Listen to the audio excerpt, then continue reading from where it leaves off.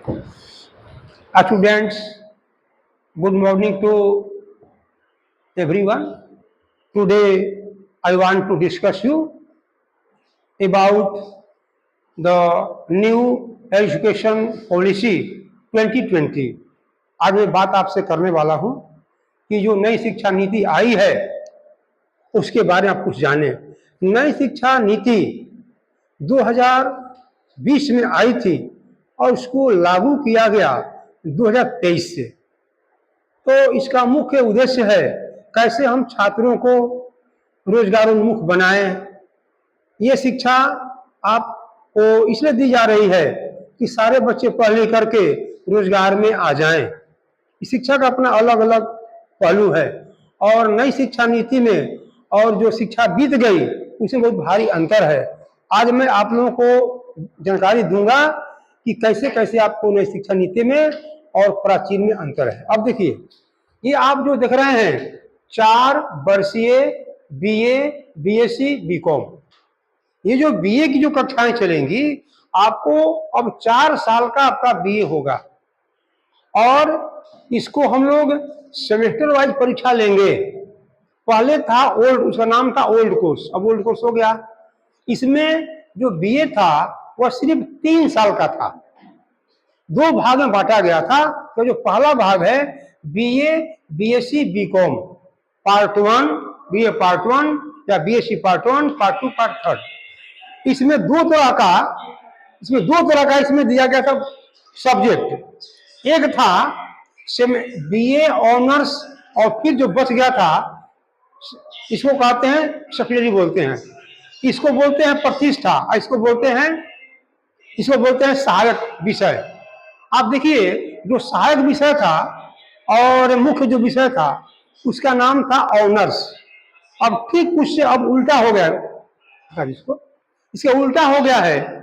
नए कोर्स में इसका नाम रखा गया है नई शिक्षा नीति 2020। लागू हुआ था 2023। तो अभी जो कोर्स चल रहा है 23 से 27, 24 से 28, 25 से 29, अभी 3 चक्र में हम लोगों का बीए का क्लास चल रहा है, स्नातक कोर्स चल रहा है। इसकी खासियत क्या है आप जान लीजिए। इसका नियम यह है, इसको बांटा गया है 6 विषय में, 1, 2, 3, 4, 5, 6।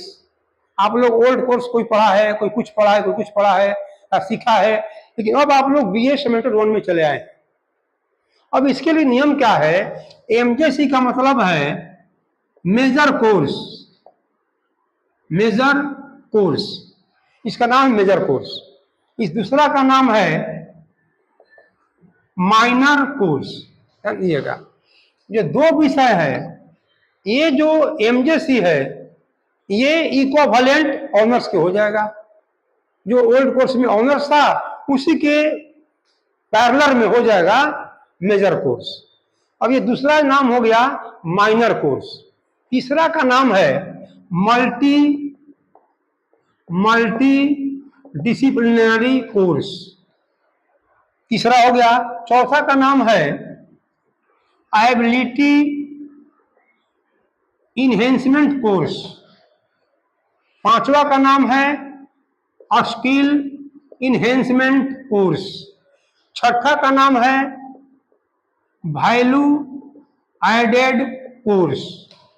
ये आपको जो बताया गया 6 भाग में, ये जो आप लोगों ने विषय चुन लिया है, आप लोग जो नामांकन किसी का हो गया अगर बीए सेमेस्टर 1 में बीएससी या बीकॉम के छात्र हैं, तो 2 जो विषय है एमजेसी और एमआईसी, इसको पूरे आप 4 साल तक पढ़ेंगे। 4 साल तक आपकी पढ़ाई पूरी होगी, पढ़ना पड़ेगा आपको। और ये जो विषय आप देख रहे हैं एमडीसी, एईसी, सेक और भेक, ये हमेशा बदलता रहेगा। बीए सेमेस्टर 2 में आप जाइएगा तो चारों बदल जाएगा, 3rd में चारों बदल जाएगा, 4th में चारों बदल जाएगा।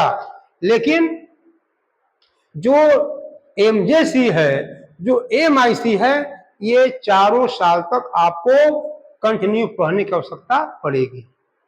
और तो आपको लाभ की मैं बात बता रहा हूं, अब इसमें अंतर क्या है, अब देखिए, जैसे आप लोग देते थे परीक्षा, आपकी परीक्षा होती थी 100 नंबर का, पहले होता था परीक्षा 100 नंबर का, आज भी 100 नंबर का है, लेकिन इस परीक्षा को बांटा गया दो भाग में।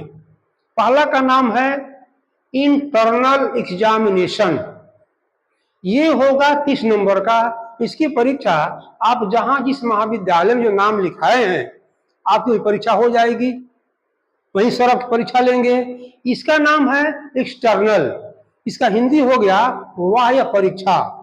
जो एक्सटर्नल परीक्षा है, हाँ अब अच्छी, बहुत बहुत सुंदर। इसका होता है आंतरिक परीक्षा, आंतरिक, हाँ बहुत, अरे वाह अच्छा सवाल की। इसका मतलब होता है बाह्य परीक्षा, बाह्य परीक्षा, बस समझ आ रही है। ये हो गया बाह्य परीक्षा, एक्सटर्नल, बाहर बाहर। इसका कहीं कहीं सेंटर देगा, ये यूनिवर्सिटी लेगी परीक्षा, और इसकी कॉपी की जांच कौन करेगा, यूनिवर्सिटी ही कॉपी की जांच करेगा। इसका नाम क्या हो गया, इंटरनल। इसकी परीक्षा कौन लेंगे, तो महाविद्यालय लेगा जहां पर नामांकन हो चुका है।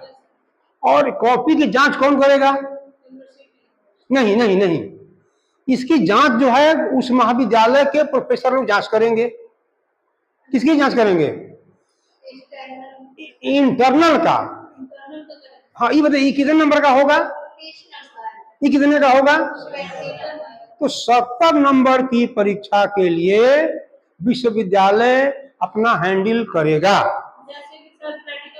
सब सब सब सब अब चलिए, हाँ हाँ आंतरिक हो गया, हाँ बस हो गया। और उसमें कोई सवाल इस पर आप लोग कर सकती हैं। चलिए आगे हम कुछ बता रहे हैं। और 30 जो परीक्षा आपकी है,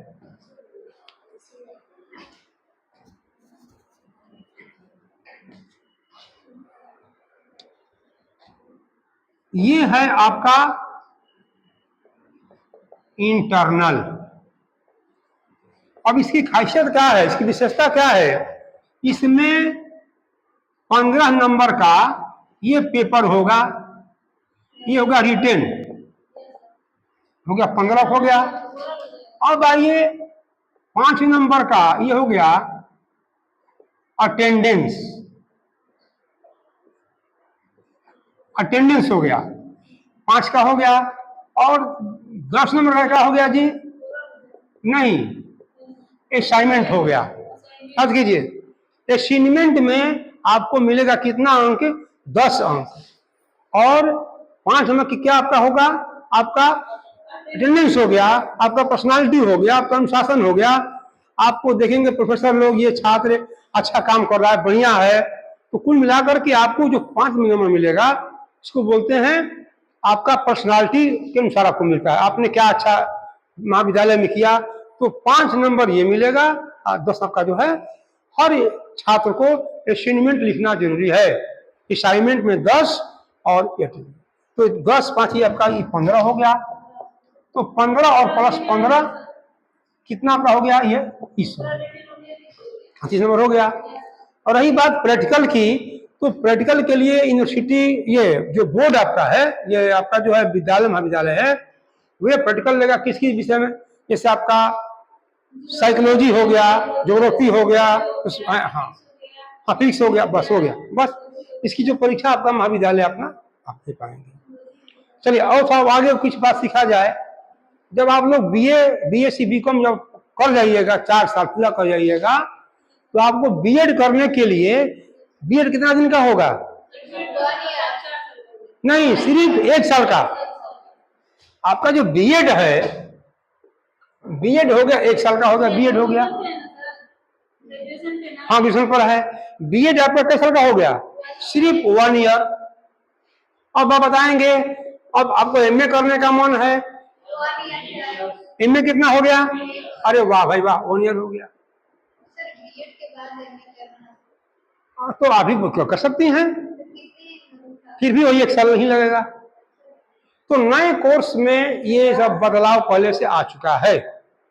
रह गई बात, एक और सुन ले जाए, यदि कोई भी छात्र यदि मन बनाया है तो हम इंटर में मैट्रिक में पास करते थे कितना से, इस नंबर से। इसमें अगर जिस छात्र का 45 से अगर नीचे आ गया तो क्या हो जाएगा, फेल हो जाएगा। Below 45% student will be on the position of fail, उनको फेल माना जाएगा। लेकिन नियम और आ गया है कि यदि कोई छात्र बीए सेमेस्टर 1 में है, परीक्षा दे दिया, सब में पास कर गया, एक विषय फेल कर गया या परीक्षा नहीं दिया, जैसे फेल कर गया, तो यूनिवर्सिटी ने नियम बना दिया है, जो नई शिक्षा नीति जो नियम बना दिया है, उस लड़का का नामांकन बीए पार्ट यानी बीए सेमेस्टर 2 में हो जाएगा, याद कीजिएगा। लेकिन हाँ, लेकिन जो विषय आपका जो बचा, जिसमें आपने फेल किया है, उसकी परीक्षा कब देनी होगी, जब नहीं, जब जो कोर्स आ रहा है आपके पीछे वाला आ रहा है ना, आप चली गई किस में, बीए पार्ट 2 में, और फिर पीछे से कौन आएगा, आपका 1 आएगा। तो बीए पार्ट 1 की परीक्षा में आपको जिस विषय में आपने फेल किया है उसको बोलते हैं प्रोमोटेड, आपको प्रोमोटेड कर दिया जाएगा। आप एक विषय में, 2 विषय में आप फिर से परीक्षा दे दीजिएगा। आप कब तक से आपका जो बीए पार्ट 2 है वो चलता रहेगा और फिर उसका पेपर आगे से आपका जुट जाएगा। अगर हम एग्जाम को छोड़ देते हैं किसी कारण बस, उसमें तो एब्सेंट लगा देगा। बिल्कुल, एग्जाम दिए रहेंगे तो उसमें ये शो करेगा कि हम एग्जाम दिए, मेरा नंबर। हाँ, यदि आप परीक्षा छोड़ दी हैं, एब्सेंट लिख देगा, तो उसकी परीक्षा आप एक विषय 2 विषय छोड़ दिए मान लिया जाए, आप चली गई, आपका नामांकन हो जाएगा अगले विषय, अगले सेमेस्टर 2 में हो जाएगा। लेकिन जो बीए पार्ट 1 है उसकी परीक्षा आपको फिर से देनी पड़ेगी। आप कंटिन्यू रहिएगा। University will never drop you, आपको रोकेगा नहीं, आप लगातार चलते रहिएगा। जैसे बीए पार्ट कोई 4 में है, सेमेस्टर 4 में चले गए, थर्ड का छूट गया, 2 पेपर छूट गया, तो आपका काम चलता रहेगा, पीछे देते रहिएगा। दूसरी चीज, पहले था आपको फर्स्ट, सेकेंड और थर्ड मिलता था, अब आपको क्या मिलेगा, आपको ग्रेड मिलेगा। उसमें गुड है, वेरी गुड है, एक्सीलेंट है, और एक है एक्सीलेंट है, एक है आउटस्टैंडिंग है। सबसे टॉप का नाम उसका है आउटस्टैंडिंग, मतलब यूनिवर्सिटी में आपका सबसे पहला स्थान हो गया, उससे थोड़ा सा हल्का सा नीचे हो गया, फिर वेरी गुड है, फिर गुड है। मन बनाइए कि हम कभी भी आउटस्टैंडिंग में रहें। इसके लिए आपको मैं जानकारी दूं कि परीक्षा में सही आंसर लिखिए।